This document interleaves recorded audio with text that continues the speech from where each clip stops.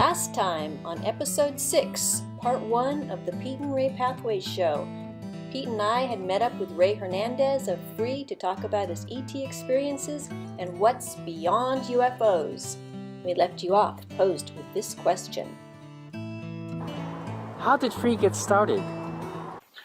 I have an academic background. I went to Cornell for a master's. I went to UC Berkeley, University of California, Berkeley for a PhD. I was a professor for 6 years, and now I'm doing boring work as a tax attorney. But I have an academic background. So what I did was I did what is called an academic literature review. To see what has been written academically on this topic, because I turned to the internet, I turned to YouTube, I even purchased UFO books, and what I found that most of what is out there for the public, like someone who's having these experiences for the first time, what do? You go to the internet, you go to YouTube, you know, that the majority, 99.9% of what's out there is garbage, you know. And things that I could not relate to. And so I had to then say, okay, what has been written academically about this? And what I found out was that almost nothing. There were a few academic research studies, but they were small samples. They had like 50 people. And then it was mainly focused on abductees, people that had abductions. And I didn't have an abduction, you know. And so, and then... again, there was another major experience that happened to me, and Free got formed with Mary Rodwell, Dr. Rudy Shields, who is an emeritus professor of astrophysics at Harvard, and Dr. Edgar Mitchell, who most folks should know, but he was the sixth man on the moon.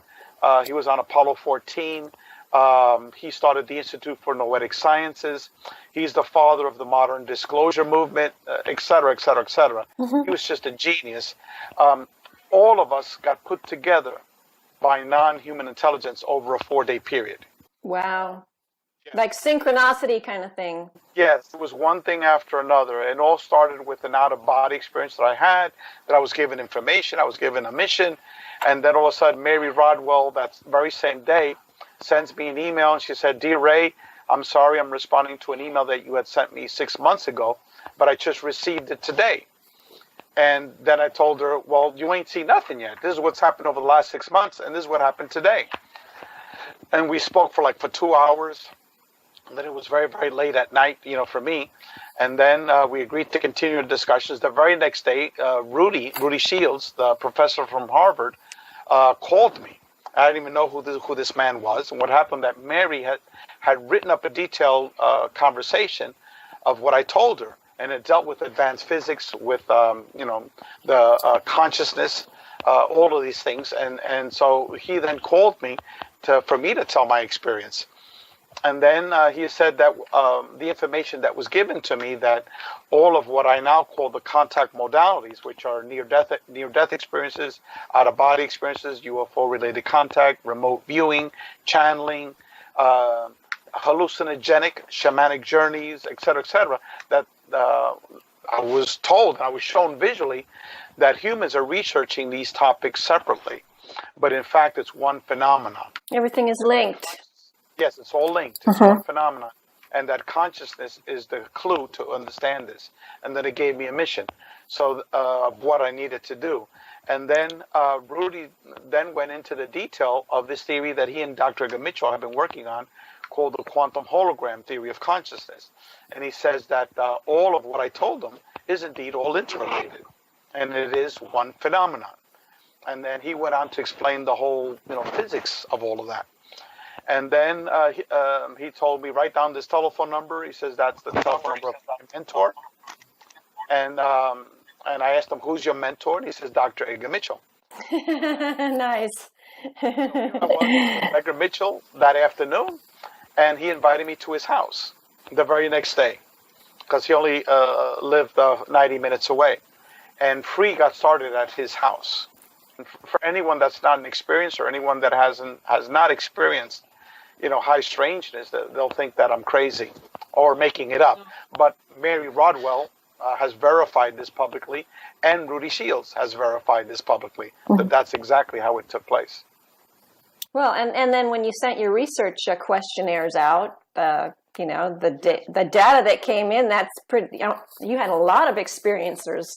Yes. Suddenly, Was that Edgar told me that, Ray, you need to implement the mission that you were given, and what I was told was that I need to inform humanity of the relationship between them, these entities, whatever they are, the spirit world, which I took is what happens after we die, okay, and consciousness. So I have to inform humanity the relationship between them, the spirit world, and consciousness. And so Edgar was like saying that I have to, implement what I was told, and that he would help me, that Rudy would help me. They would be the scientific advisors. And then what had happened was that I then went back to Mary. I said, look, would you like to join us? They both said that they're going to help me out. They'll be the scientific advisors. And then Mary said, yes, I'll join you. Then like a week later, Mary came up with the name Free, And then a week later, I woke up Saturday morning and I had all the details of what we would be doing. And that would be the world's first ever scientific academic research study of UFO-related experience or contact. And that's how it started. And little by little, all these professors, all these retired academics, and these other researchers, like Kathy Martin, for example, Dr. John Climo, and many others, we communicated with each other, and they wanted to join this effort. Of all the information that you received from those surveys, all the data that you had brought in, what was the most shocking or surprising thing that you discovered of all the experiencers? There's actually three major findings. So the three major findings were as follows. One, that this was overall a mainly positive experience. Okay, that's number one. But we also had data, statistics to back it up. We asked that question in about 15 different ways, about, positive, negative, or neutral. So we asked it many different ways, and we got, responses for each way we asked it. Number two, what we found was that the experience was mainly a paranormal phenomenon. It wasn't physical. The actual sighting of a craft was a very minor component. Okay, people have been aboard a UFO craft is like maybe 1/4 of the experiencers that stated that they've been aboard a UFO craft. So the actual physical aspects of it were very, very minuscule compared to all of the ethereal, the paranormal aspects of the phenomenon. And then number three was the major transformation that these individuals went through. People that were total atheists are now deeply spiritual. People that were not ecological all of a sudden are very ecological. People that were just nasty folks all of a sudden are loving life, loving each other. People that were materialistic all of a sudden are not materialistic. We had like 60 different questions that we asked. How were you before and how are you now? Yes. This dramatic transformation of people. So those are the three major findings. Can you share with us some of your research findings regarding positive or negative contact experiences? Let me just go over the negatives. Okay, the ones that said negative. Okay, for the energy being said it was only 7% said it was negative. For the human-looking being, only 5%. For the short grays, only 11% said it was negative. For the ghost of the spirit, 7%.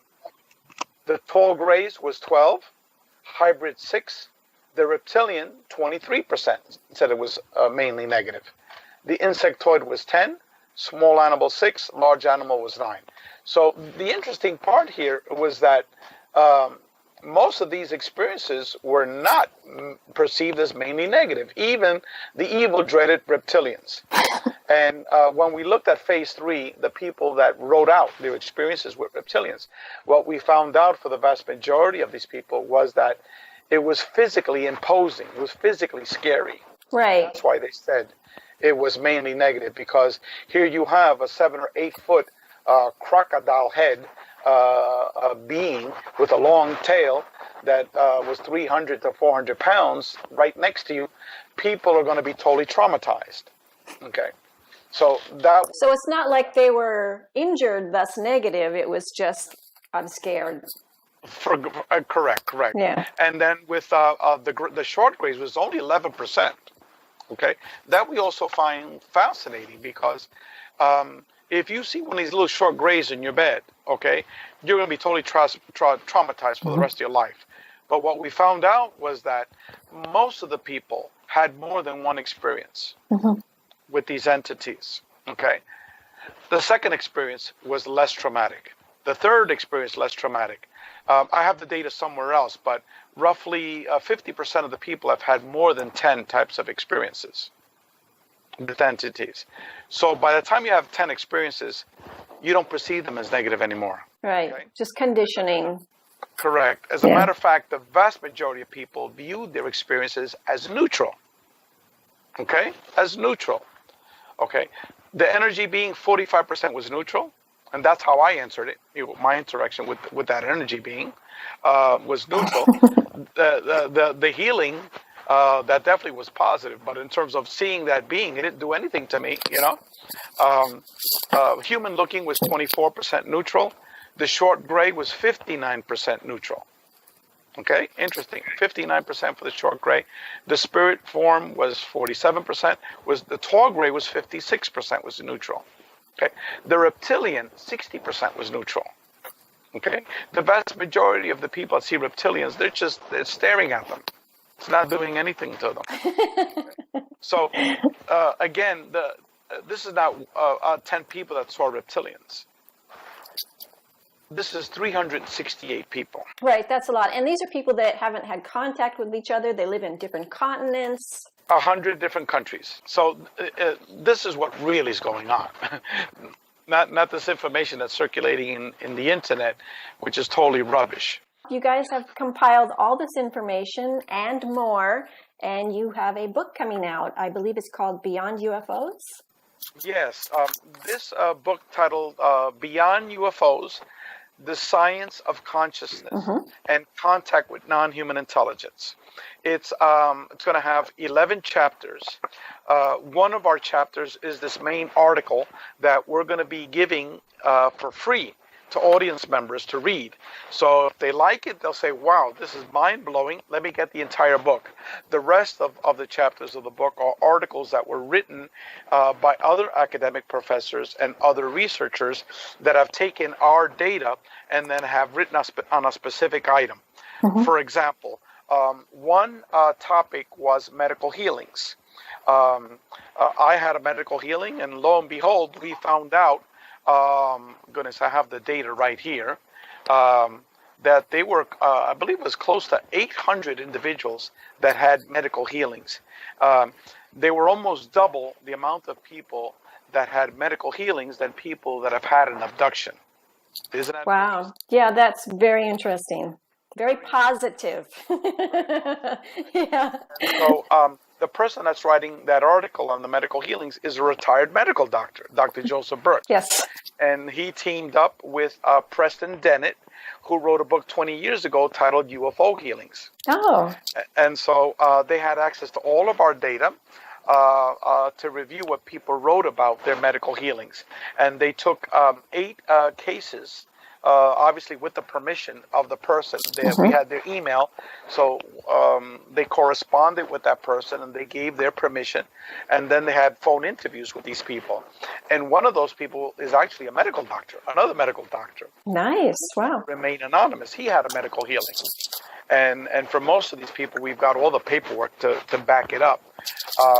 And so there's another article that was written by Kathy Martin on communications and information received by non-human intelligence. So that's an entire, 40-page article as well.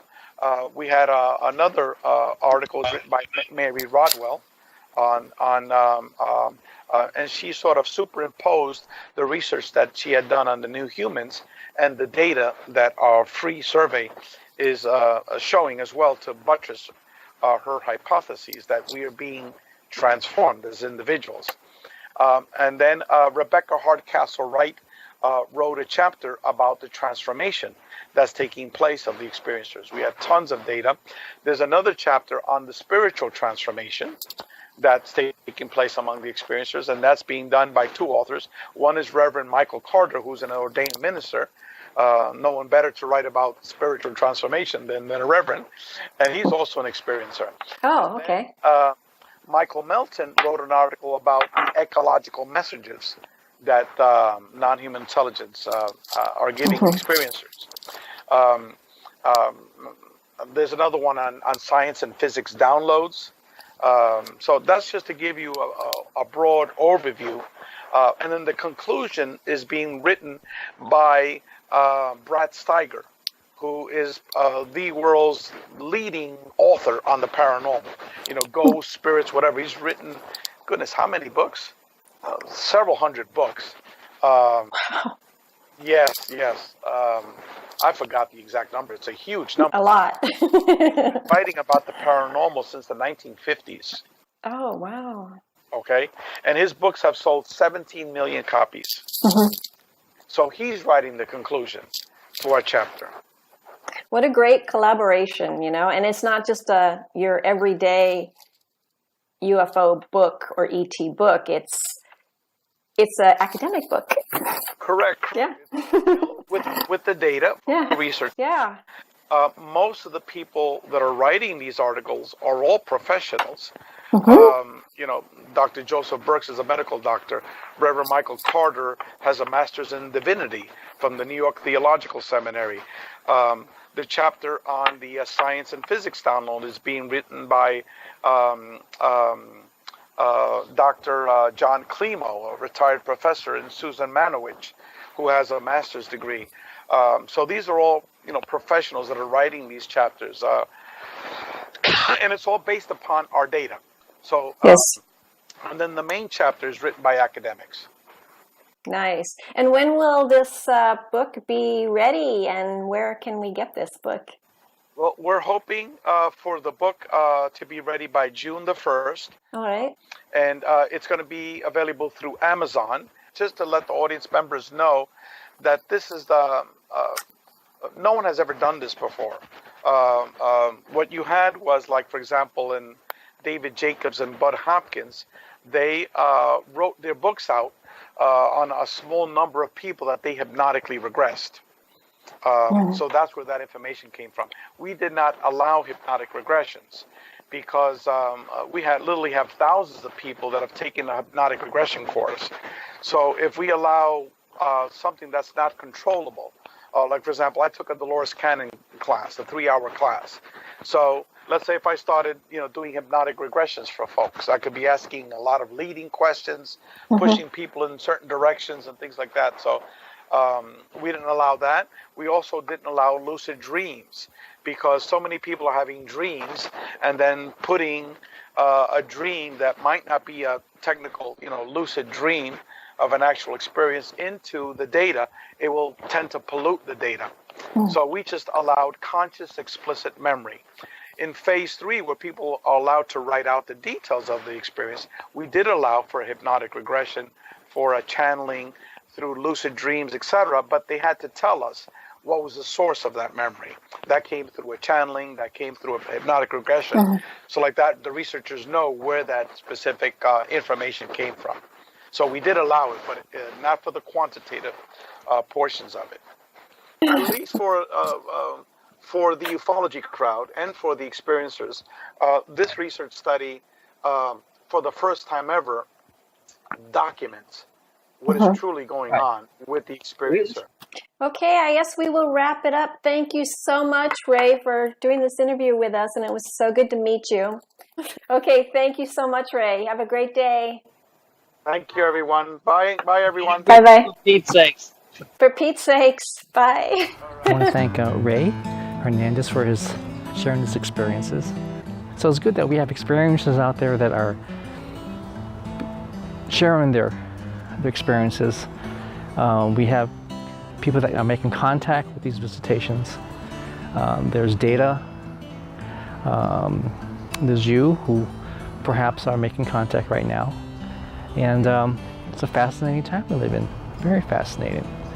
So don't forget to like, comment, and subscribe. And don't forget to click that notification button. And we'll see you at the next episode.